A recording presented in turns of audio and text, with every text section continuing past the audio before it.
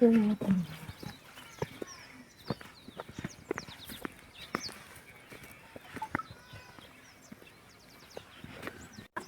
maman. Bonjour maman. Bonjour maman. Vous allez bien? Maman Tumba Jola. Très cher internaute, vous qui nous suivez, tout le bas qui est sur place, bateau va faire qui tenu, baloba qui tozo coursa, biso to coursa ati. Oui, ah on a quoi maman Tumba. Oh mon aki na vidéo, azo senga lisingi. Ndaku na ye yango.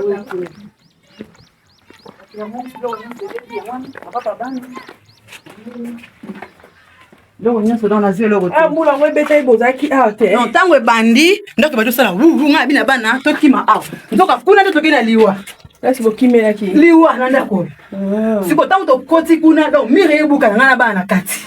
Ebuka na ngana bana. Ana ndebo bana fenêtre moko za quelque part wana. Nazobwaka bana, nazobwaka. Nga moko na eko telikolo nyonsi donc moi ezate. Basi na po ya ta 10 fois ali ba tol we longwe e ba ntiko landa elinge kata jeune garçon na ko ka ba quartier ngani ma joli bana ba kufi ali na ko benda garçon boye tol wana wu toi tire ke inde bo monya una na dona sa forma di banda bilo na ngai ngona di banda dona la famille awate to na famille sana kini aw mobala mimanga munyanga atikala kusundola ngana bana 5 akenda na bala mwasi bamanyanga basiliki babi komo yo faut critiquer bamanyanga bana bomba yo bala libanda bongo babi komo boko na bana 5 ya liboso za âge ni nya liboso akokisi 18 ans gosse boko mona to umeli na ye mais de pas tika biso ça fait 10 ans déjà fait coca boyebi pe trace pas ça kenda donc maman donc moi eza kutute bala kenda bande côté na yebi nanga luozite na muluba muswahili akobala nga na kin tovandi pe na kin toboti bana so na kin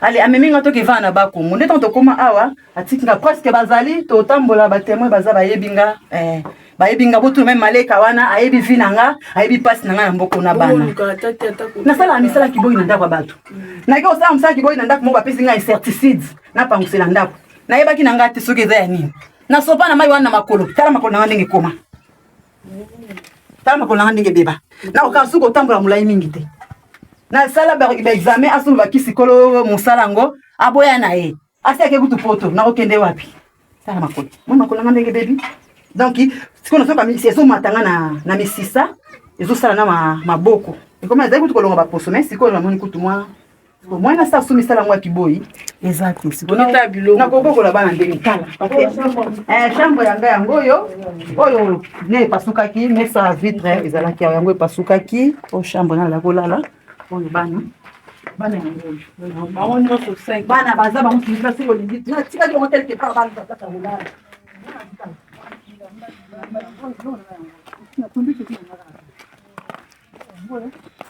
yango basaki ya bana yango basaki nyonso bana ya classe parce que biloko nyonso ebebi donc ba éponge tout epolaki totumbi par rapport autre mais eza te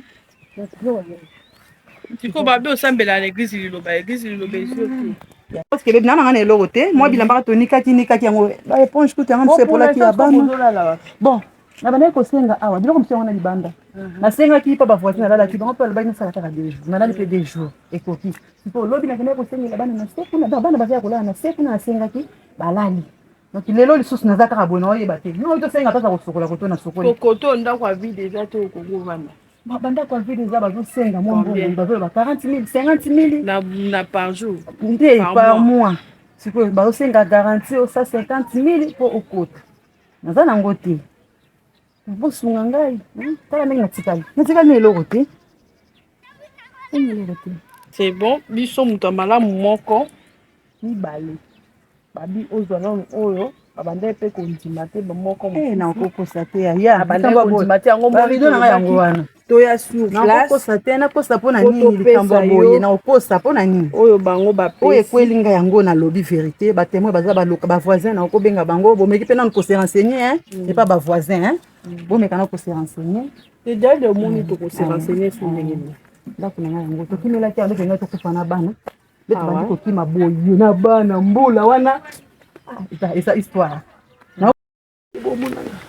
donc naoyeba te kutu na obanda na nini na osuka na nini donc etika histoire à vie etika histoire mais nakumisaka nzambe ndelika mabe toza envie na bana na ngai namona nde bato bakufa na kati ya bandako mbele ero histoire mosusu nakokobeta histoire oyo te esalanga mpasi naza émotion ya komona ndako ekweya ngai na bana na kati nazobwaka bana na fenêtre yaya donc mpasi na ngai mais esengo quand même nde nazomona bana na nga moko naza envie loka mokili lo mokili moi aide à moki o nanu parce que batindi balobi topesa yo yango merci maman bomoni tokomisi nzambe apambola bino nzambe apambola bino ezonga ebele bato mosusu mpe balobi baza na posa ya kobenga yo loba kuna babenga ngai bosunga ngai merci vraiment merci nzambe apambola bino bobenga ngai bosunga ngai naza ndeko na bino na famille te na mboka oyo ata nakei na kini papa akufa atikela biso lupangu te naoke kovivre api na ebele bana na ngai boyebi famille ndenge ezalaka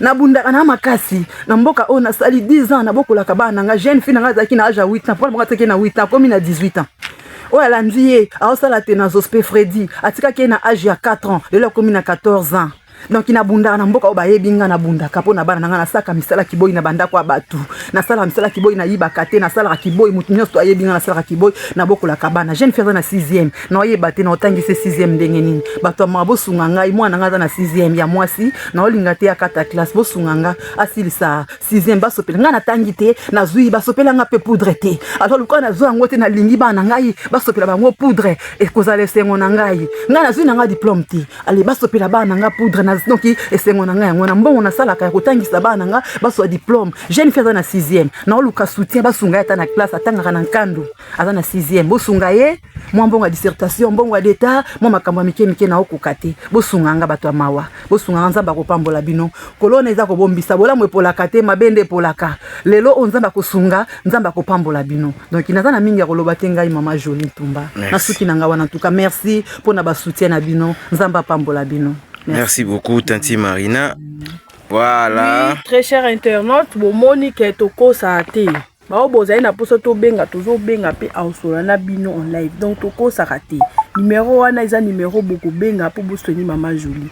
Mama Jolie a difficulté lona ekopesa melo. Bondima kite bobaki toko si to sali ba montage.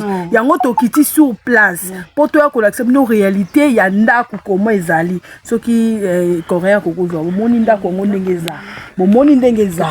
Toko sa kite ndako eza ya kobeba. Sur ce bo soutenir mama Jolie asengi sungi na bino. Soki poza musala kopesa ya sala lobi asa makasi. Soki na sali o musala okosepela. Donc bato nyonso mawa oboyokaka mawa boyoka mawa mpona mama Jolie bosala biso tozanaka mpona komemela bino biloko bino bokokosunga. Merci beaucoup. Merci à Coréen oyo asungaki biso kokomisa soki pa mama Jolie poto oyeba mama Jolie eza grâce à Coréen.